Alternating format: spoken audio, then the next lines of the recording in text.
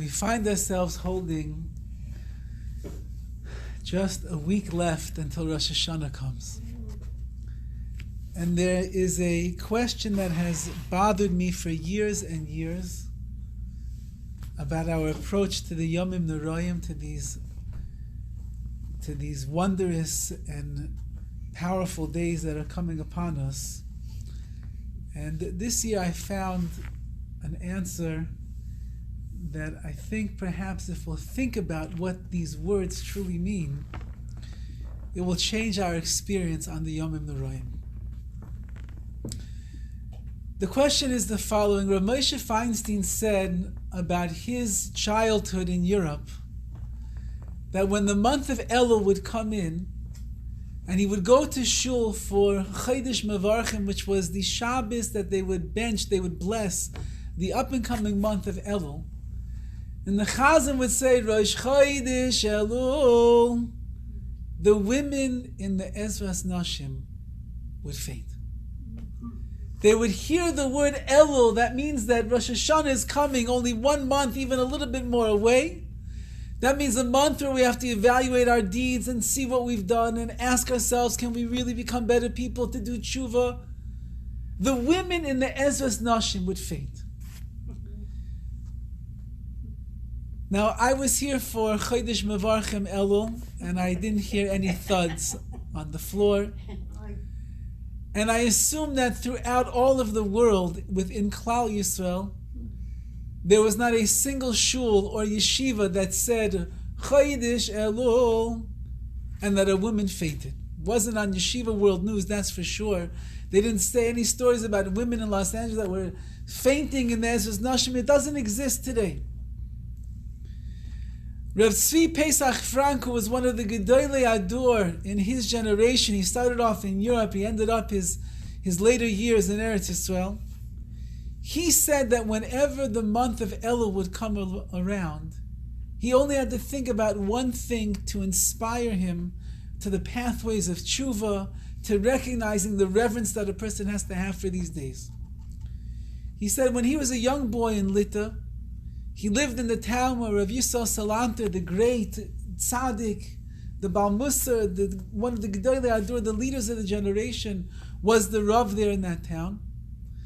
And in the shul on Shabbos, Rav Yisrael Salanter would give drashos. And the way that the shul worked was that there was stairs that went up towards the Aron Kodesh, and there was a podium like there is over here.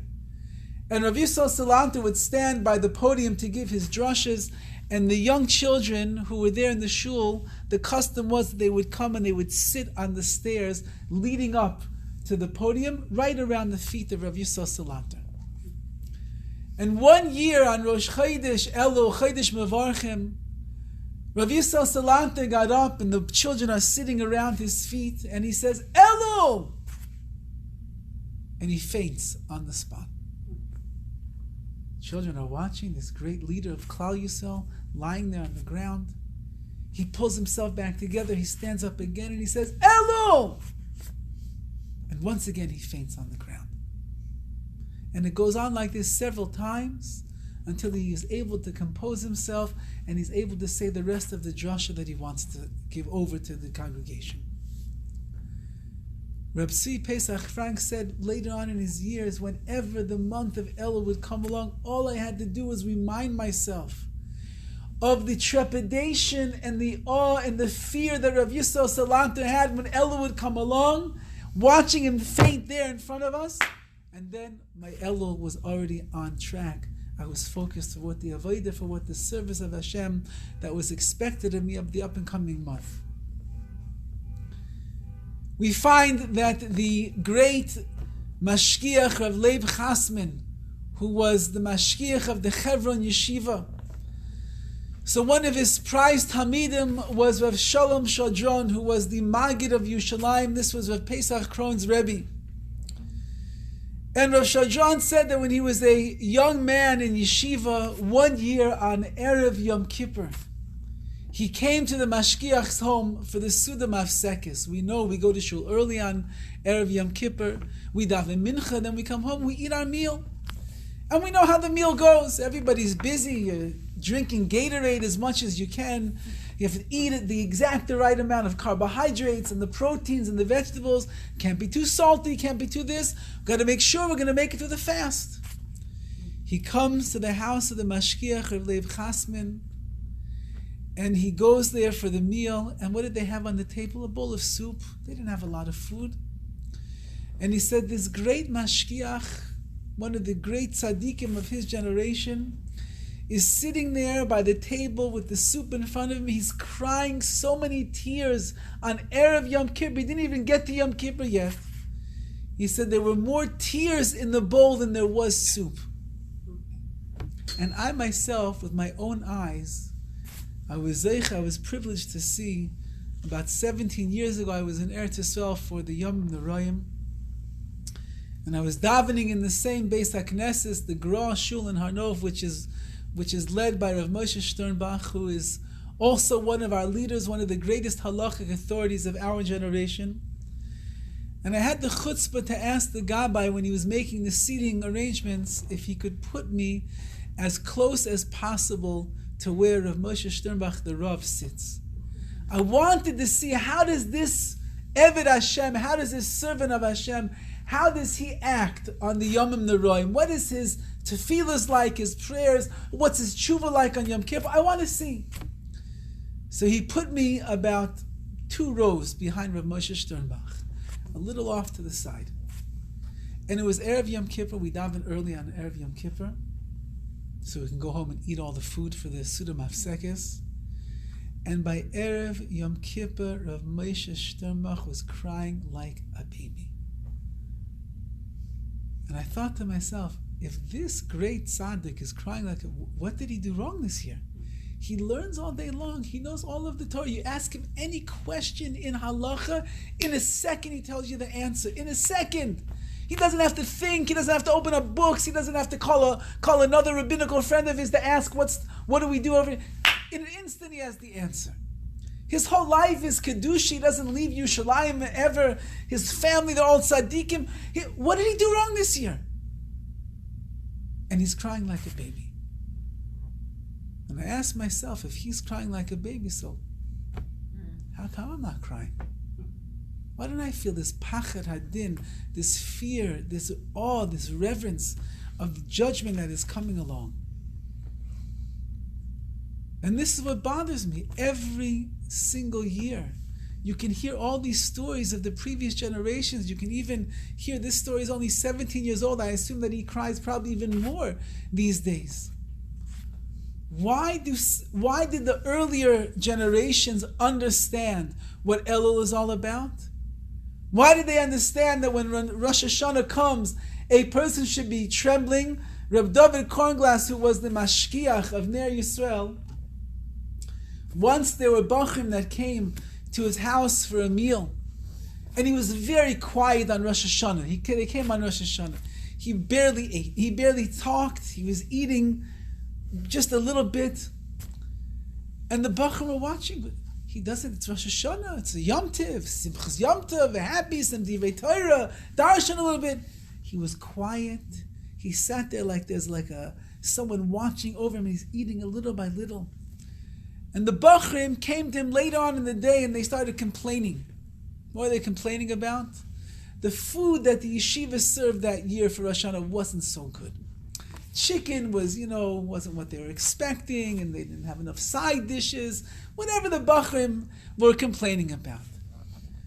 So Rav Dovid said back to them, it's Rosh Hashanah. You're being judged in heaven. What's going to be with the up and coming year? You can think about what kind of food you're eating. You're worried that the chicken is too dry or there's not enough on the table? Hashem is judging the world. And therefore, why is it that we ourselves don't feel this? It's 1 week until Rosh Hashana. Next Thursday already, around this time, you'll be standing in the middle of your Shacharis prayers, getting ready for the shofar to be blown in an hour or two afterwards. Anybody is nervous? No, we're running about. We've got all the things that we have to take care of today. We have places to go, people to see, things to do. We have news we have to check. We have Amazon shopping that we have to do. What happened to our generation? This is not my question. This is a question that goes back and back and back years already. And I saw this year by Rav Chatzkel Levenstein. Rav Yecheskel Levenstein was the mashkiach. Ruchani, he was the spiritual guide of first the Mir Yeshiva in Europe. He's the one that led them throughout all of their escape from Europe and ended up in Shanghai. He went to America for a short period after the war, World War II was over. He lived in America approximately 4 months, I believe. And at the end of 4 months living in New York, we're talking about probably 70 years ago, when New York was a much different place, Chatzkel Levenstein said about himself, in the 4 months that I've lived in America, I lost 20 years of my ruchnius, of my spirituality. And he packed up his bags, and Reb Revda, I heard this story from him. He said, what were his bags? He came with one little case, one little tiny suitcase with just a change or two of clothing and some sarim and his talis and tefillin, and he went on the boat and he journeyed off to Eretz Yisrael.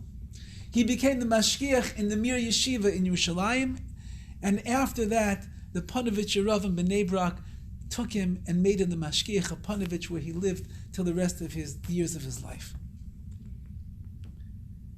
There's a shmuz, there's a drasha that he gave 56 years ago in the month of Elul on Motzi Shabbos Parshas Kisava, which was just last Motzi Shabbos our time, exactly 56 years ago.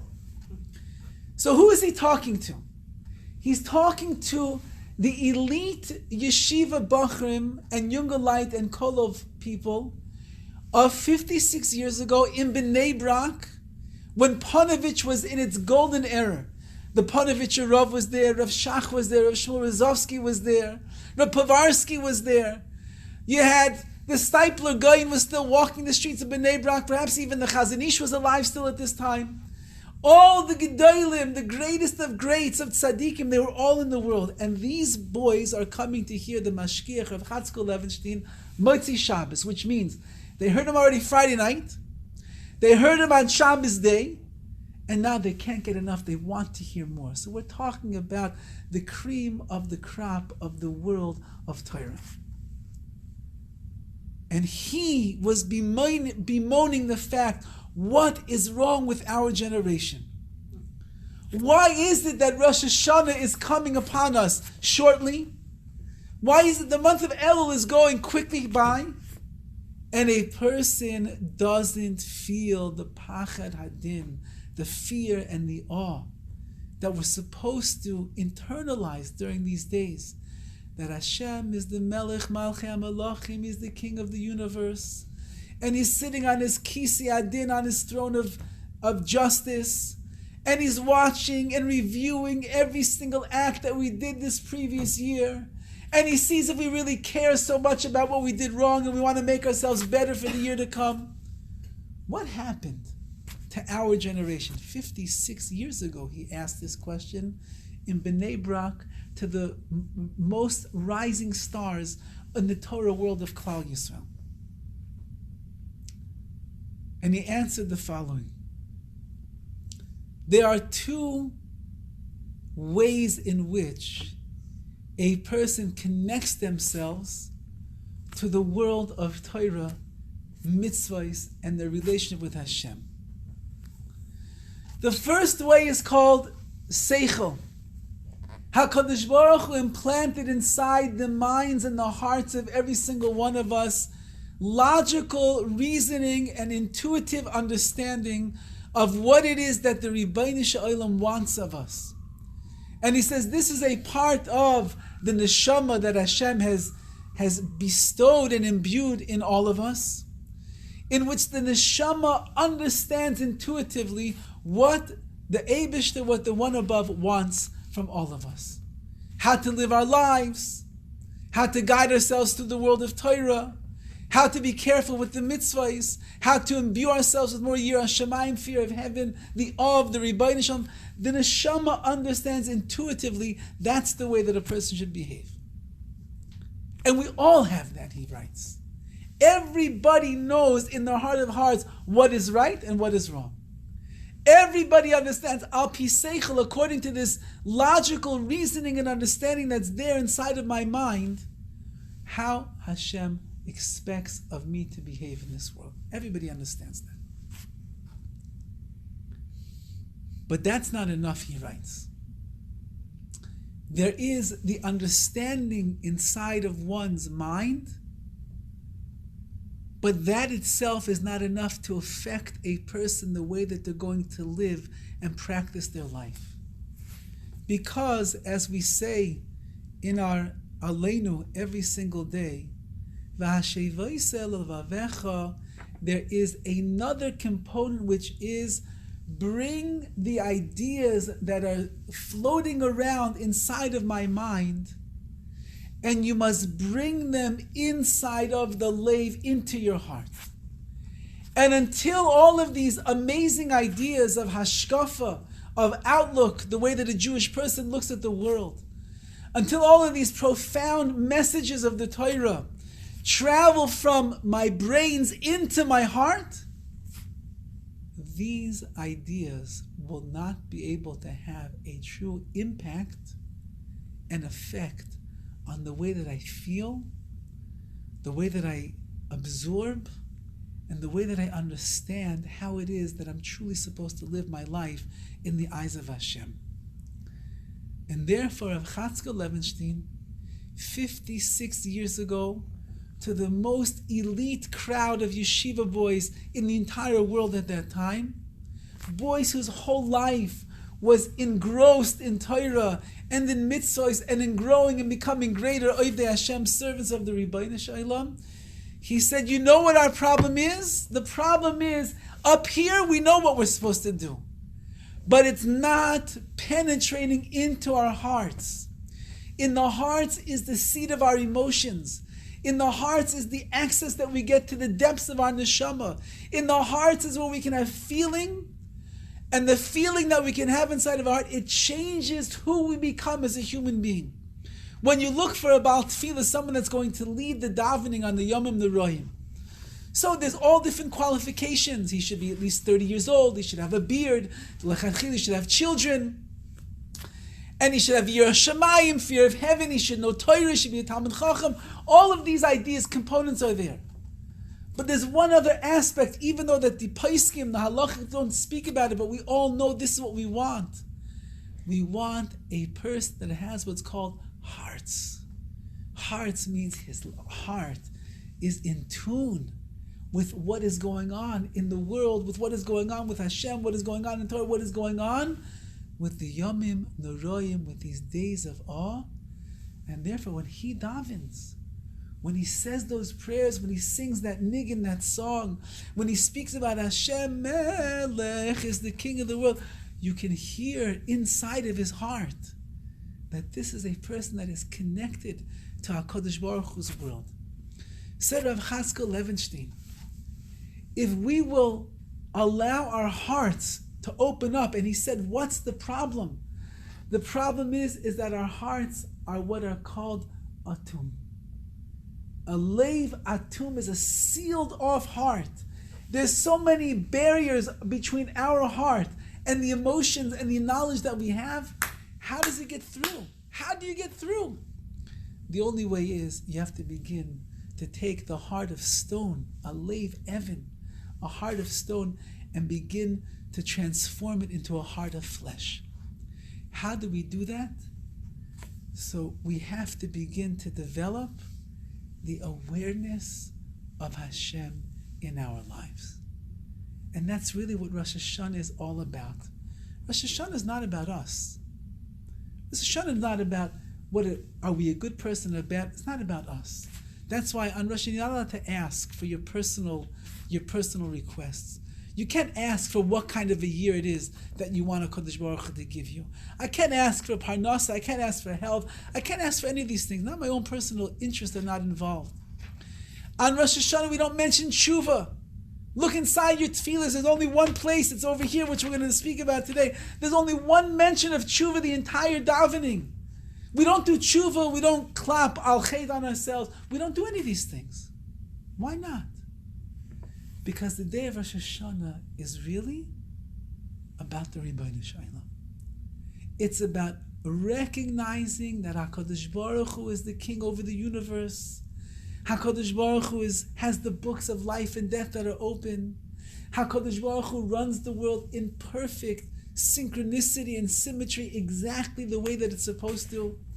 And the greatest zechus that there could be for the world for the up and coming year is the more kavod shamayim, the more glory of Hashem Shechina that's going to be in this world, the greater is the quality of my life and the existence of the entire creation going to be when the Shechina is much more prevalent and tangible here in this world.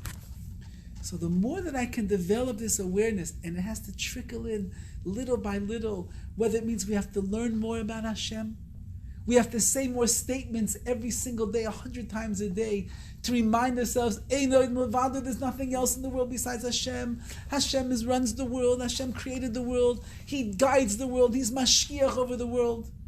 There's Hashgacha Pratis. Whatever ideas we need, we have to daven like we mean it. Whatever we have to do to open up the awareness in our own eyes and our hearts and our souls to the existence of Hashem, that's the way in which we're going to take a heart made out of stone and we're going to transform it into a heart that is made out of flesh. Now, all of that being said and done, it's a little less than a week before Rosh Hashana. And if the lave is still Evan, the heart is still made out of stone, quartz stone, that you just cannot break. It's impossible to get through.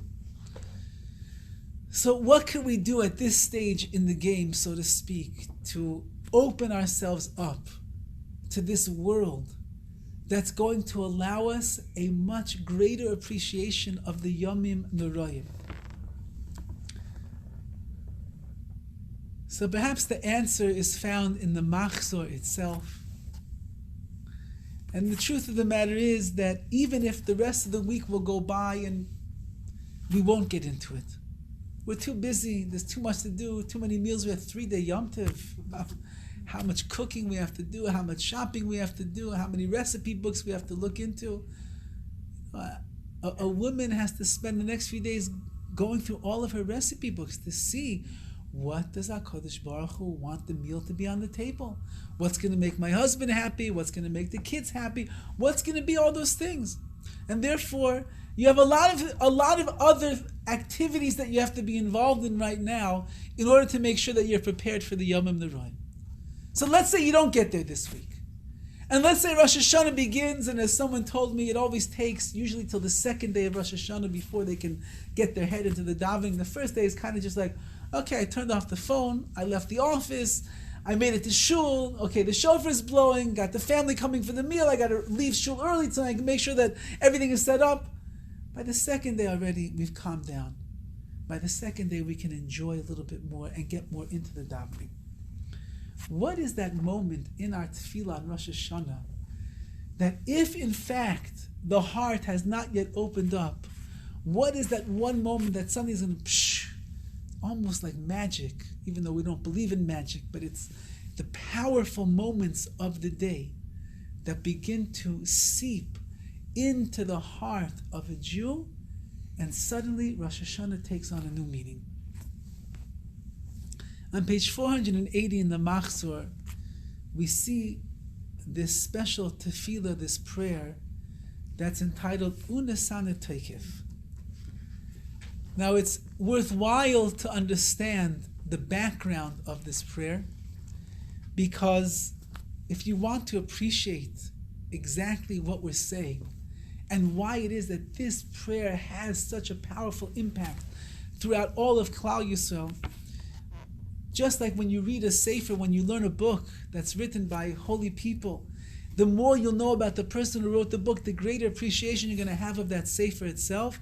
So too, if we understand the story of Unesaneh Tokef, we can have a great appreciation as well. Now, I'm not telling you any chidushim, any new ideas that aren't printed on the bottom of this page, but let's just try to understand what was going on over here. This prayer goes back almost 1,000 years ago. So this was not written by some trendy fellow in 2017 who had some rock and roll music in his mind and he wanted to throw a few words to it and say, this is Jewish music. It wasn't somebody that wants to express a nice poem about how much they love God. This is 1,000 years ago. 1,000 years ago is the time of Rashi, the Rambam, the Ramban. These are the era of the Rishonim, of the, even maybe going back a little bit to the Gaonim. This is going back 1,000 years. People lived on a different world. They lived in a different spiritual existence. And it was written by Rabbi Amnam of Mainz in Germany. He was obviously one of the greatest scholars of his time. And the background of the story is the following. The Bishop of Mainz, whose advisor and close confidant was this Rav Amnam. And he called him into his room and he said, Rav Amnam, I want you to convert to Christianity. What a great thing it would be for me, the bishop, if my closest and dearest Jewish friend, who's an advisor to me, if he would see the light and come to the other side and become one of us. So Rabbi Amnam, in order to buy himself some time, he responded the following: please give me 3 days to think about it. And that statement that he made caused Rav Amnam a tremendous amount of pain and guilt. Because by saying, please give me 3 days to meditate upon this, he was insinuating that he actually would consider converting to Christianity, which we all know is one of the things that a person has to give up their life for. If a non-Jew would come and say, convert to Christianity or else I'm going to kill you, you say, kill me. He gave the wrong impression. The great Rav Amnam, one of the Tzadiki Adur, said, give me 3 days to think about it. In those 3 days, he lived racked in guilt, in solitude, fasting, davening, praying, and asking, begging, doing tshuva, begging HaKadosh Baruch Hu for forgiveness. And after 3 days, he couldn't even bring himself to go back to the bishop. So the bishop sent his men and he was summoned into the room. And the bishop said, no, Amnam, Rabbi, what do you have to say? You're going to convert? And he said the following: this tongue that said that it would consider the matter of converting to become Christian, it should be cut out of my mouth for saying such a thing. And he was 100% serious. He was ready. Understand, this is a man that felt that he so much blasphemized the Rebbeinu Sha'olam and his Torah, he was ready to have his tongue cut out of his mouth. The bishop got furious because he realized that he wasn't going to convert. And he realized that he took those 3 days and in the end the efforts were fruitless. And he said, it has nothing to do with your mouth. That's not why you sinned over here. Rather, your legs, which did not carry you back into my room and to tell me your answer, I had to come and schlep you out over here. Your legs are what have sinned. And therefore we're going to cut off your feet so that you will not be able to use your legs anymore. And so it was ordered that, and excuse me for the graphicness of what goes on over here, but they chopped off his feet joint by joint. You could only imagine, Rahman al-Islam, the excruciating pain that he was going through. And they did the same exact hideous crime to his hands as well. And after each part of his limbs were amputated, they would ask him again if he wants to convert. And each and every time he said, no, chas v'chalila, I will not convert to another faith. And then this bishop, Rasha Marusha, had him ordered that he was be carried back to his house as a crippled invalid lying on a bed, no hands, no feet left, bleeding profusely, dying as he was. And that he should be shamed in front of his family, his friends, his kehillah, his congregation for what had happened to him. When Rosh Hashana arrived a few days later, you have to understand the auspicious times. We're talking, this is all during Elul, and a few days later is Rosh Hashana. Rav Amnon asked that he should be carried to the ark. He asked, carry me up to the Aron Kodesh over here. When? Before the congregation would recite Kiddusha, which is what we exactly at this point that we're holding at right now in our prayers over here in the Machzor.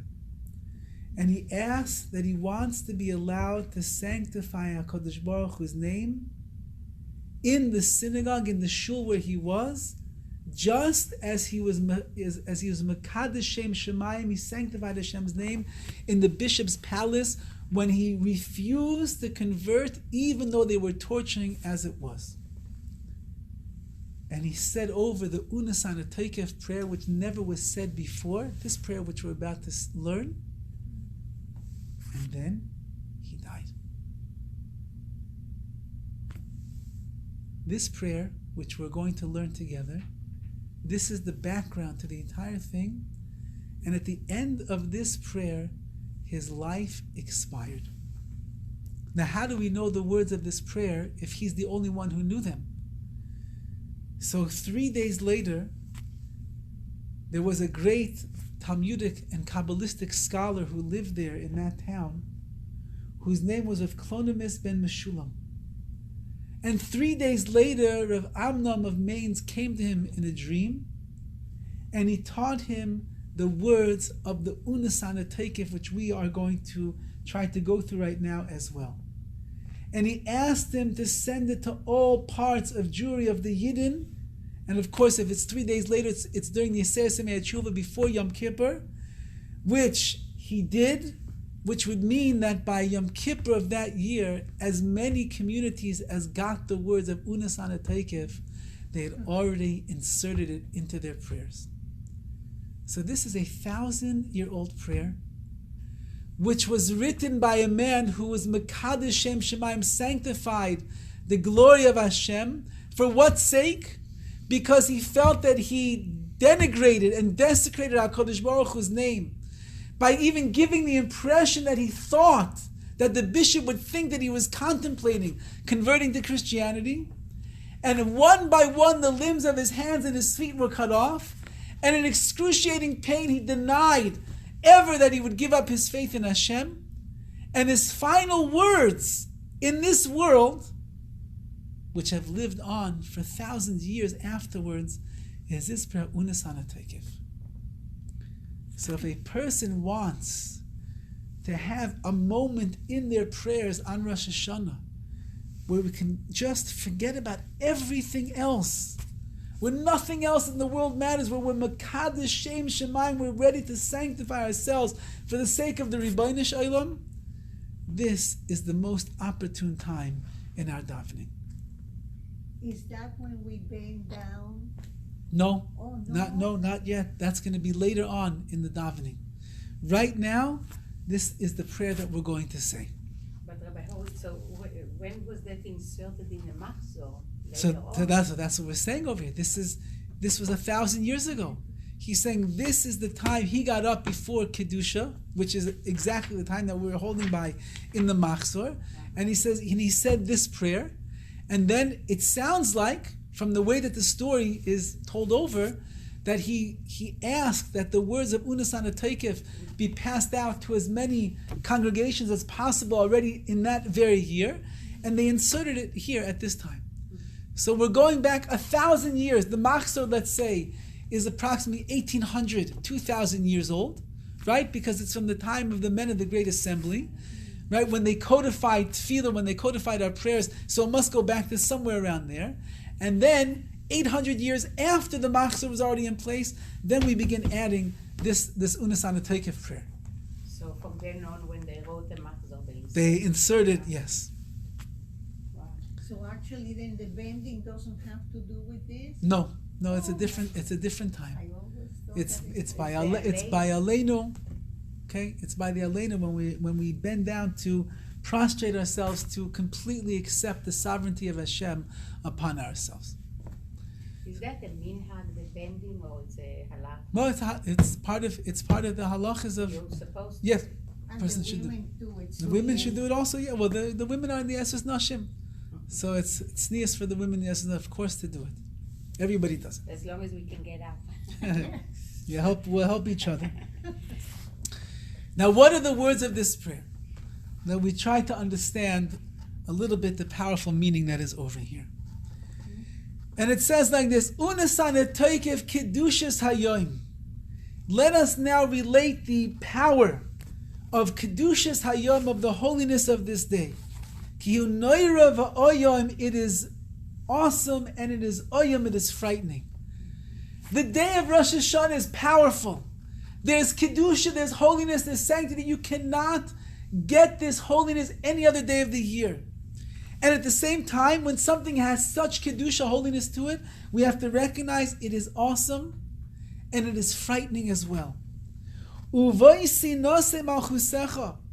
Because on this day, your kingship, your kingdom, your sovereignty, Hashem, is going to be exalted. That's the Kedushas Hayoim. That's the holiness. The holiness of the day is Hashem reveals himself to the world as the Melech Malchei HaMalachim, the King of the universe. V'yikoin b'chesed kisecha, and your throne will be established with kindness. Remember, the throne that HaKadosh Baruch Hu is sitting on right now is the Kisei Hadin, the throne of judgment, strict justice. Yet, through our prayers, through our recognition, through our desires that HaKadosh Baruch Hu should grant all of us another year of life, He infuses the judgment with tremendous amount of chesed, of kindness. And that's what we're trying to do. We try to lift Him up from the Kisei Hadin, from the throne of justice, and we try to place Him onto the Kisei Rachamim, to the throne of mercy. V'seishav Allah be'emes HaKadosh Baruch Hu, you sit on that throne in emes, in truth. And the truth is, as we know, truth means that HaKadosh Baruch Hu, when He makes a judgment, He cannot overlook anything. He wouldn't be the Dayan HaEmes, the judge of truth, if He didn't care about the things that we did this year. He wouldn't be honest with Himself, so to speak, if He saw a person standing in front of Him on Rosh Hashana who did many, many averes, many sins, and He says, well, you know what? He dressed really nicely on Rosh Hashana. It's a nice suit, you know? Wow, look, she got a new sheitel in time for the Yom Noraim. You know what?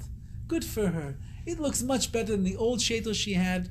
Yeah, it's a little bit longer, but it makes her look nicer. We'll give her a good year.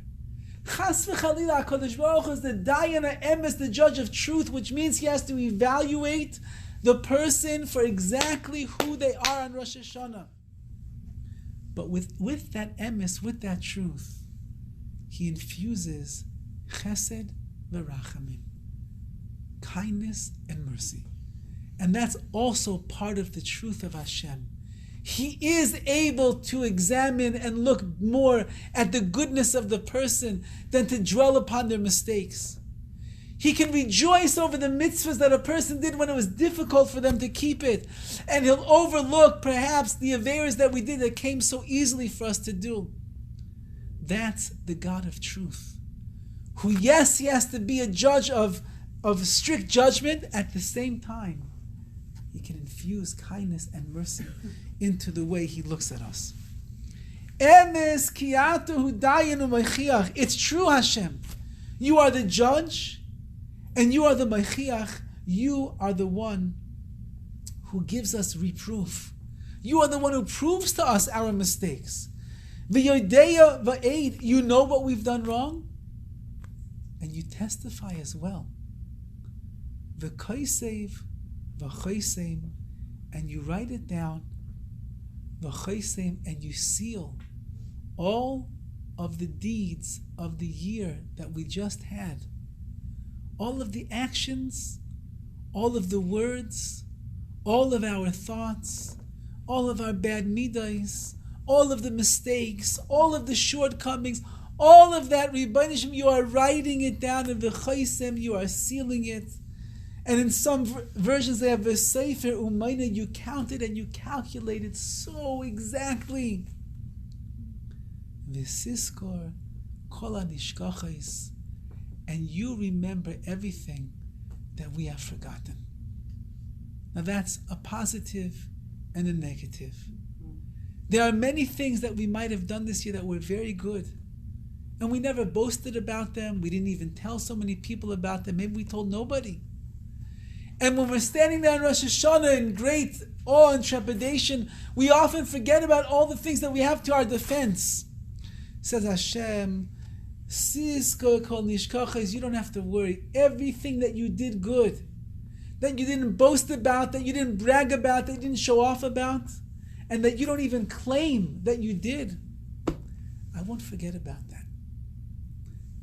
On the same token, there are many things that we did wrong this year.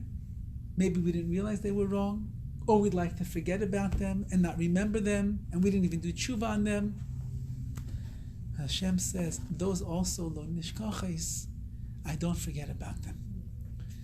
V'siftach es sefer zichronos.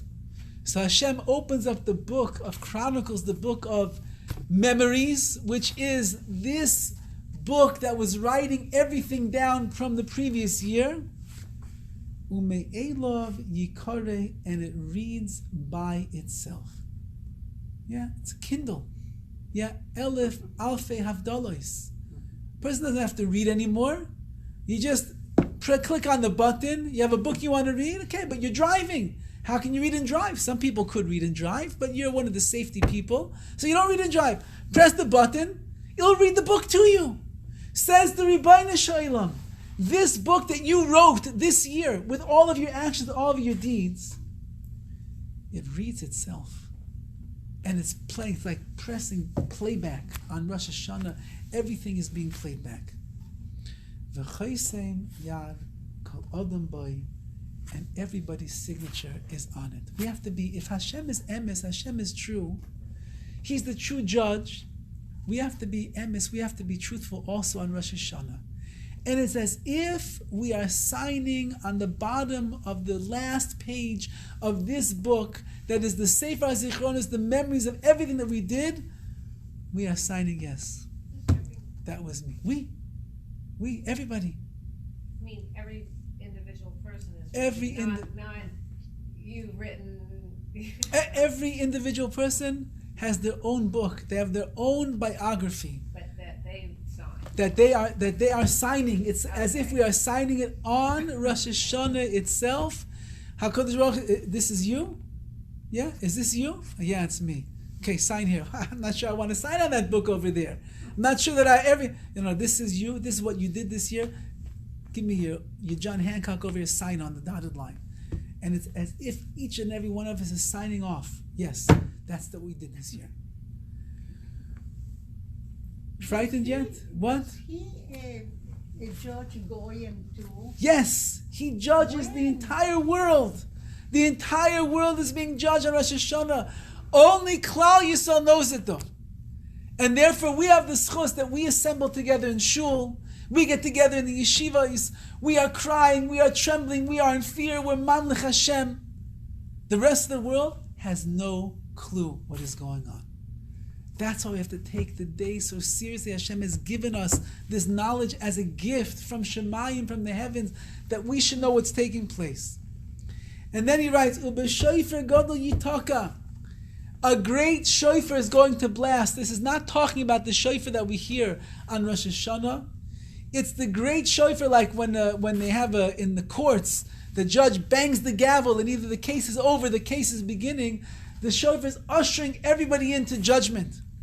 The kol demama daka yishama. It is a thin voice. You have to listen very careful.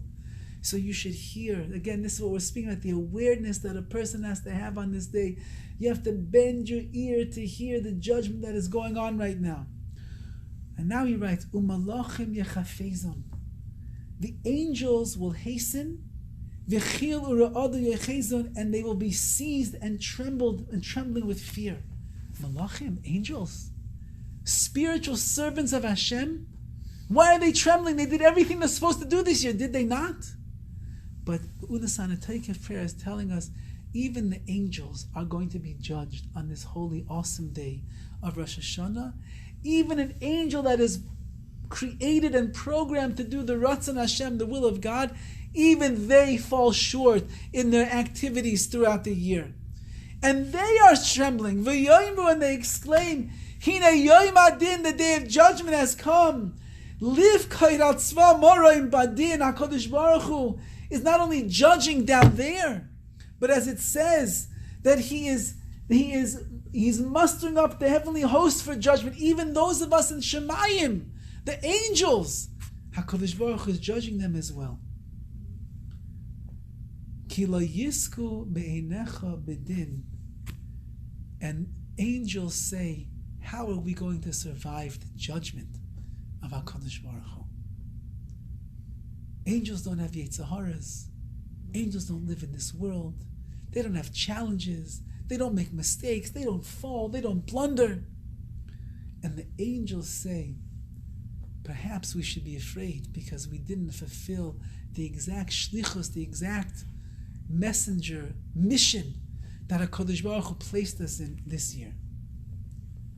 And therefore he writes, V'chol boi oilam ya'avru lefanecha k'nei maroi.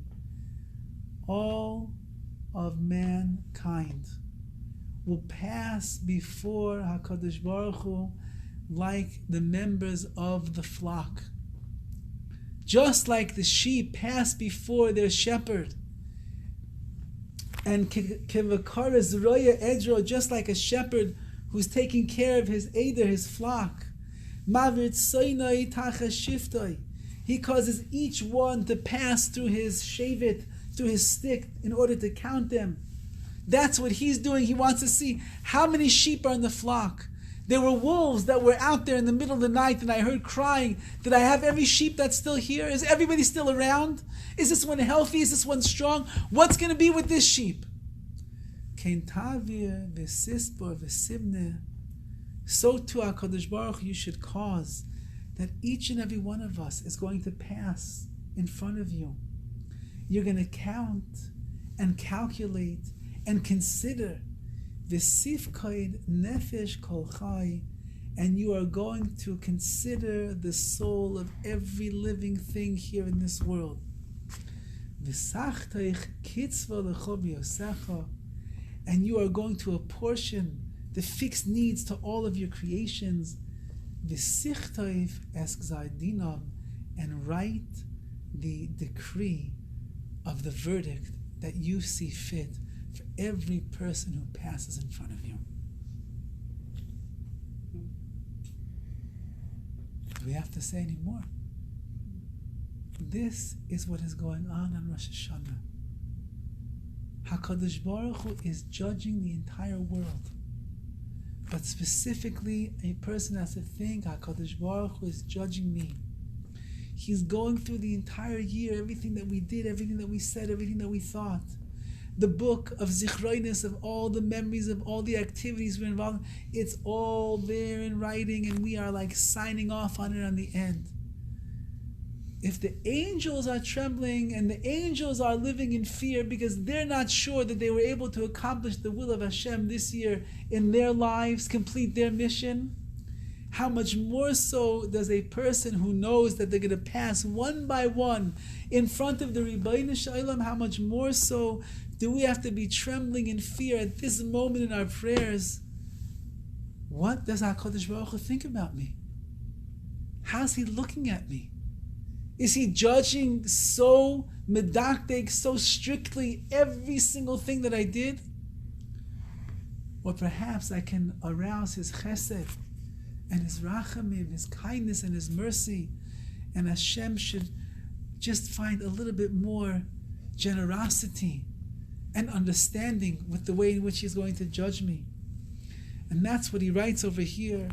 Rosh Hashana yikasevun. On Rosh Hashana, it is written, Ubiyoim Yom Kippur yechasemun, and on the day of the fast of Yom Kippur, it is sealed. That's it. Whatever Hashem writes in His holy books over there, you have 10 days to to change and to alter and to make it better for yourself, because on Yom Kippur, it's chasum, it is sealed. Kama ya'avrun, how many people will pass from this world? Kama yibareyun, and how many people are going to be created? How many will come and how many will go? Mi yichya, who will live, umi yomos, who's going to die? It sounds almost like it's the same thing. Who's going to pass? Who's going to be created? Who's going to live? Who's going to die? But there's also in this world, there's quality of life. There's quality of chayim, of life. Are you living? Or are you alive in this world, but you're really like dead? You're not even alive. A person doesn't appreciate, doesn't see the goodness that HaKadosh Baruch Hu brings. Mi v'kitzai, who is going to live a ripe old age? Umi loy v'kitzai, who's going to pass from this world, as we would say, before their time? Even though that there's no such thing, HaKadosh Baruch Hu, He gives everybody exactly what they deserve, but sometimes a person could have had a longer life apportioned for them, but because of their many sins and the mistakes that they made, HaKadosh Baruch Hu shaves off the life that they have in this world. Mi b'mayim, who is going to pass by water? If anybody doesn't have at least one image of Houston or Miami to have in their mind during this time, one of those people who ended up dying, there was a handful of people who died in Houston. That means on Rosh Hashana last year, during Unesaneh Tokef, HaKadosh Baruch Hu was looking at the world and He said, that one is going to die in Hurricane Harvey. And that one in the same house is not going to die. This mother is going to drown and the child is going to be lying on top of the mother and he's not going to die. Mi b'mayim, who's going to be by water? Mi ba'esh, who's going to be consumed by the fires that burn down cities and burn down towns and burn down houses? Who's going to be consumed by that? Mi b'cherev u'mi b'chaya, who's going to have the sword? U'mi b'chaya, who's going to have the wild animal? Who's going to be the one that gets attacked, Rahman al-Litzlan? Who's going to be the one? Cherev, swords today, doesn't only have to be the sword, but it could be many other things the Gemara speaks about. If a person was really obligated in strangulation, so to speak, because of a sin that they did, it could be they'll get in a car accident, God forbid, and the way that they pass in that could also be part of Cherev. Mi b'ra'av or mi b'tzama, who's going to be starving and who's going to be thirsty? Who's going to be standing at the end of the freeway everywhere you turn and they don't have a place to go to sleep and they don't have food to drink, to eat, and they don't have drink to drink? Who's going to be that? Mi b'ra'ash or mi b'magefa, who is going to be with the storm? Who's going to be there in Houston, in Miami? Who's going to have such horrible things in their life in this year? Who's going to be in those small islands that were decimated by the storm? That's all Rosh Hashana. Even some small tropical island, not a single Jew on the island, but Hashem was deciding everything last year on Rosh Hashana, what's going to be. And who with plague, who's going to chas v'chalila, all the machlos, the diseases that there are in the world today, how many people are dying amongst Klal Yisrael Aleinu that have these things. Mi bechanika or mi beskila, who is going to go by strangulation, who is going to go by stoning, Rahman al-Litzlan. Mi yanuach or mi yanua, who is going to live in peace, harmony. Umi yanua, but who is going to be harried? Who is going to be someone that there's pressure on him? Mi yishakait, who is going to enjoy tranquility? Umi yitaref, but who is going to suffer? Taref means not just physically, but who's going to have their mind pulled in different directions, who's not going to be able to sleep at night, who's going to have anxiety, who's going to be nervous, who's going to have worries day and night. Who is that going to be? Mi yishalev mi yisyaser, who is going to be relaxed and tranquil, who is going to be yisyaser, who's going to be burdened and suffer from all of these things. Mi ya'ani mi ya'asher, who is going to be poor and who is going to be rich.